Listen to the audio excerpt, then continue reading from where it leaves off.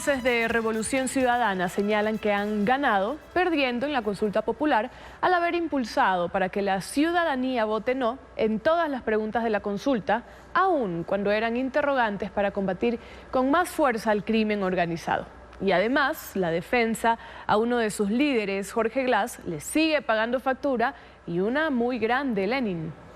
Alejandra, ya nos acompaña Pierina Correa, asambleísta nacional de Revolución Ciudadana. Arquitecta, buenos días.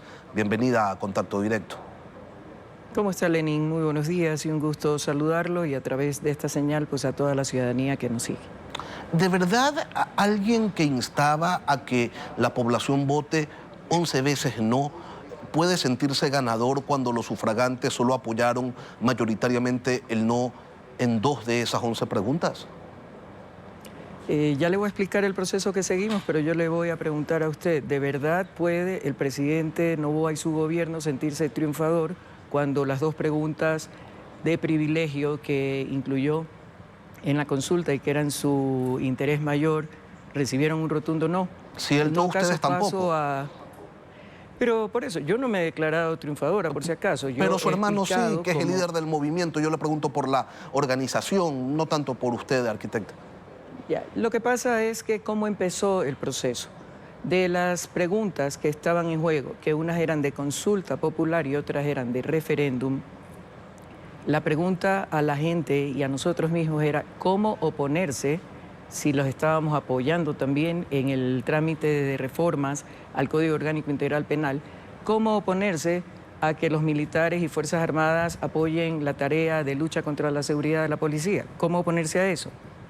¿Cómo oponerse al incremento de penas, que también era una de las reformas que se estaban manejando en la Asamblea Nacional? Entonces, era prácticamente imposible decirle no a esas preguntas. Pero ustedes le dijeron que nosotros, no, e instaron a la población a que lo haga. Si me permite explicar, sí, adelante. por favor, lo va a entender. Ok.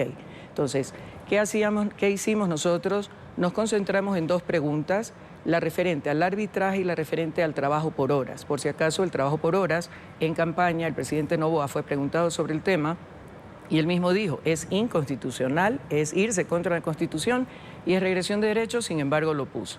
¿Ok?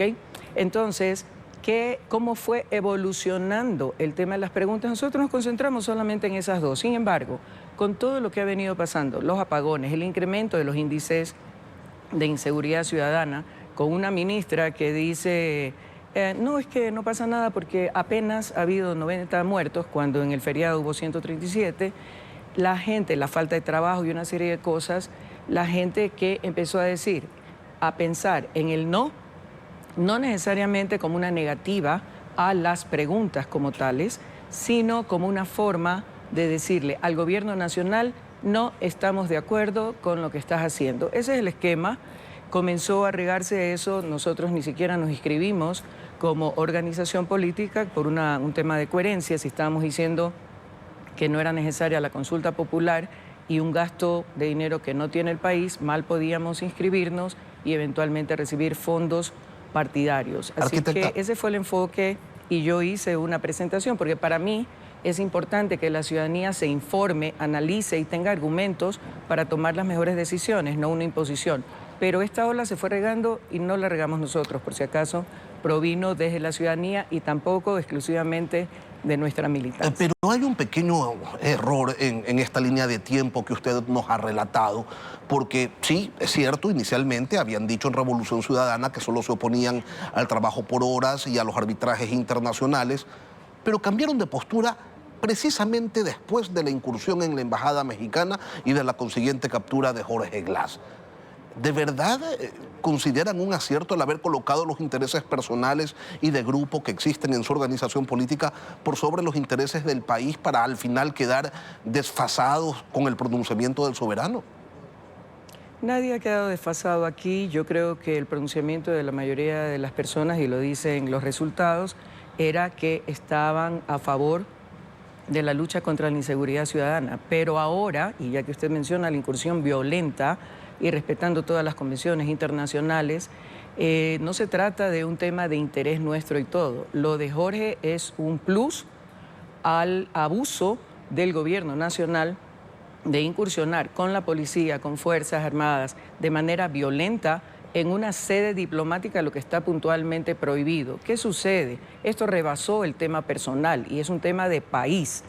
Por si no están enterados, esto implica la posibilidad de recibir sanciones que ya han ido siendo anunciadas por diferentes entidades internacionales. Mercosur tiene su cita, su reunión el 29 de abril y ha dicho que propondrán el retiro del Ecuador de esta organización internacional. Sí, arquitecta, y ustedes OEA, en ese momento, con sus argumentos, decidieron pasarse al bando de la oposición, al gobierno, pero eso fue 2 semanas antes de los apagones. Entonces, no cabe decir, nosotros decíamos no como una forma de rechazo al gobierno por el tema de los apagones, cuando los apagones no habían ocurrido todavía. Le pregunto, no arquitecta... se trata, Lenin, no Sí. se trata solo de los apagones. Ha habido una serie de eventos. La inseguridad ciudadana no empieza ahora, pues. Y estamos hablando de un incremento terrible, enorme, fuerte, en todos los ámbitos y lo vemos todos los días. Ya no se matan uno contra uno, ahora se matan en gallada. Y si no completaron la matanza en un evento, regresan más tarde para completarlo. Entonces, no queramos posicionar cosas que no son. Es el conjunto y no lo decidimos nosotros. Nosotros tomamos una decisión después de ir a una oposición racional, no visceral, que es un poco la línea que siempre hemos tenido. O sea, hemos comprometido el voto para aquellas cosas que sean positivas para el pueblo ecuatoriano. Hemos aportado con recomendaciones y observaciones a las diferentes leyes tratadas, pero hay cosas que rebasaron ya los límites y eso fue el tema de la incursión violenta en la embajada, más allá de lo ocurrido con Jorge. También cuestionamos, por ejemplo, el resultado del famoso habeas corpus, en el que los jueces determinaron que fue ilegal, incorrecta, Arquitecta. Sí. Sí, ya para ese momento ustedes Sí. ya se habían declarado opositores pues, al gobierno del que Pero es con que el que antes tenían. es que es lo que le digo, está hubo bastante una claro. serie... Está bastante claro, arquitecta, la postura y esta explicación que usted nos hace de las decisiones tomadas.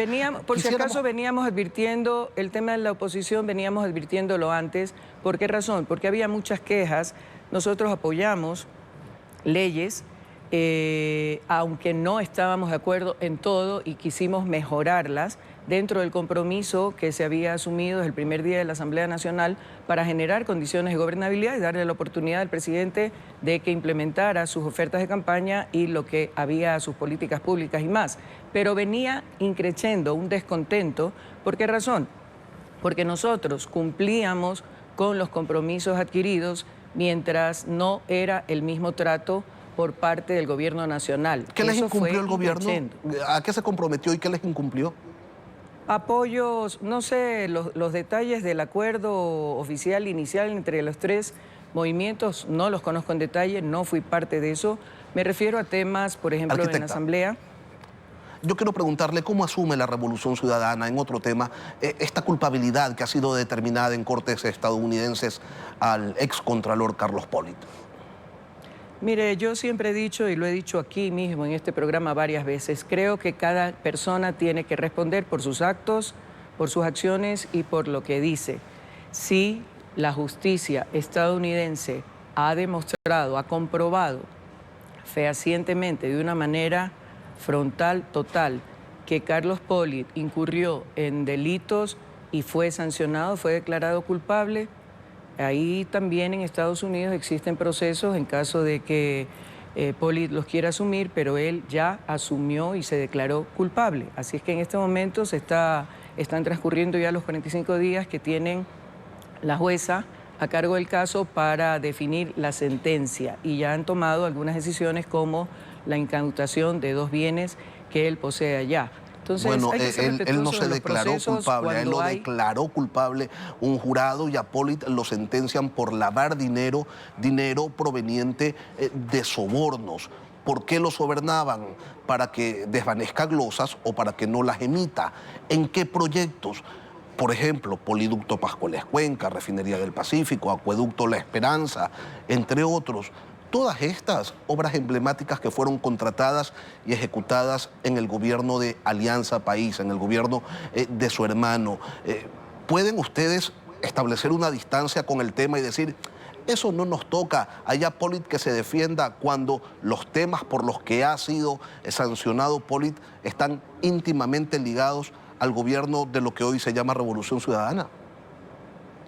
Mire, nuevamente, durante el proceso, primero, Carlos Polit no fue, como quieren posicionar, un contralor nuestro, venía siendo y ejerciendo las funciones de contralor desde gobiernos anteriores. Si estuvo involucrado o no en hechos delictivos, en el momento no se lo conocía, ha habido procesos judiciales posteriores y, como les digo, sí se dan esos procesos de manera, en un Estado de Derecho, de manera correcta, de manera transparente, objetiva, sin direccionamientos, como ha sido realizado en Estados Unidos. Bueno, ahí han demostrado, efectivamente un tribunal lo declaró culpable, pero antes de eso él asumió su culpabilidad. Lo del tribunal estaba ya en marcha el proceso y tenían que pronunciarse, pero antes de eso él lo hizo. ¿Por qué lo hizo? Si solamente es culpable de esos casos o no, no lo conozco, no soy parte del proceso, pero nuevamente, o sea, si delinquió y lo ha reconocido y se lo ha comprobado fehacientemente, pues lastimosamente toca enfrentar Arquitecta, las sentencias y los procesos que corresponden. allá en Estados Unidos, Geraldo de Souza, exfuncionario de Odebrecht, dijo también que le había entregado sobres con dinero a Pamela Martínez, que era asesora de la presidencia de la República. El tema en Ecuador ustedes lo calificaron cuando se investigó, se judicializó y se sancionó, lo calificaron como persecución judicial, como lawfare. ¿Y ahora? Lo seguimos haciendo. Es un juicio que aun fue cuando se considerado ratifique el tema en Estados Unidos. A ver, y también se revirtió en Brasil. Entonces, ¿cuál es la verdad? Porque parece ser que el tema de declarar bajo un juramento no tiene mucha fuerza para la calidad moral de quienes lo están haciendo. Entonces, en Brasil ya se revirtió eso. Lo revirtió un juez que fue nombrado por Lula da Silva y que fue funcionario de él en su presidencia anterior. O sea, podría hablar pues de las manos metidas en la justicia, ¿no? Lenín, desde ese punto de vista, entonces yo también podría decir que la fiscal fue nombrada en época del Trujillato, abiertamente contrario a nosotros. Se ha comprobado... Sí, pero no estamos hablando de la justicia nacional, sino de la justicia estadounidense. Allá también hay lawfare, allá también hay persecución política. No le estoy diciendo eso, por eso le digo. O sea, si ya se cumplió un proceso en el caso de Carlos Polit, me estoy refiriendo a la falta de ética y de moral de una persona titular de Odebrecht, que aquí dijo una cosa, allá dice otra y en Brasil es revertido. Y usted quiere justificar lo que sucedió en Brasil porque un juez es supuestamente puesto por Lula da Silva, y yo le digo, tendríamos entonces que utilizar los mismos argumentos al hablar de la fiscal general del Estado, porque fue producto del Trujillato y ya con todas las críticas que se le han hecho, el mote de 10-20, entre otras cosas. Entonces hay que ser un poquito coherente con las cosas.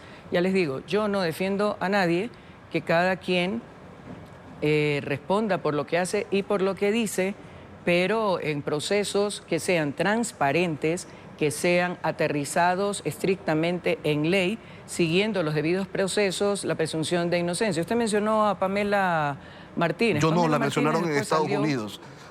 Bueno, pero usted le está haciendo referencia en este momento, por tanto también la está mencionando.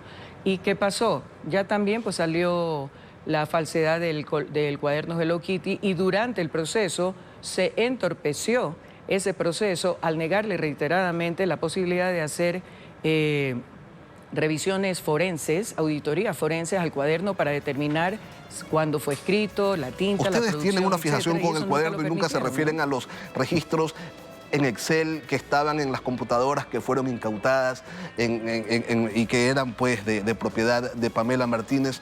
Y está bien. Y si estaban esos datos, ¿por qué sustentar en un cuaderno que ella misma dice que, gracias a la inspiración divina y una memoria fabulosa, escribió en un vuelo de 45 minutos de Quito a Guayaquil o de Guayaquil a Quito? Entonces, ahí hay algunas contradicciones. Yo sí conozco bastante del proceso de ese juicio y le puedo decir que es cargado desde el inicio de irregularidades. Por eso Arquitecta, nos dice referimos usted a eso entonces como que los- Revolución Ciudadana no se siente afectada, no se siente tocada con el tema de Carlos Polit. A él lo han sentenciado por otros asuntos cometidos, quién sabe en qué gobierno y quién sabe relacionados con qué obras, pero no tienen nada que ver con ustedes. No. Lo que no se puede aseverar, como están intentando hacerlo, es que por el hecho de que Carlos Polit haya incurrido en errores, en delitos como soborno, cohecho y todo de lo que se lo ha acusado, se tenga que generalizar como corrupto a todo un gobierno que ha mostrado con creces todo lo que hizo a favor del pueblo ecuatoriano. Contra eso es que estoy, pero no se puede generalizar. Si un hijo suyo comete un error, y yo no puedo decirle, no, es que Lenín y toda su familia es así, asado y cocinado. A eso es a lo que me refiero, y desafortunadamente siempre tratan de posicionar y ligar algunas irregularidades cometidas. Mi hermano mismo ha dicho, no puedo decir que no hubo corrupción, nada, pero no se puede asumir que todo un gobierno fue corrupto como consecuencia de las actitudes irregulares o delictivas de uno o más de los funcionarios o las personas que trabajaron ahí, porque con ese concepto, entonces, también el gobierno de Guillermo Lasso fue totalmente corrupto, y en este gobierno pues también están saliendo a flote algunas cosas, y deberíamos de generalizar de la misma manera, con la misma vara medir a todos, y eso es lo que no se está haciendo. Pierina Correa, asambleísta nacional de Revolución Ciudadana. Gracias, arquitecta, por acompañarnos hoy aquí en Contacto Directo. Gracias, Lenín. Que tenga un buen día. Siempre a la verdad.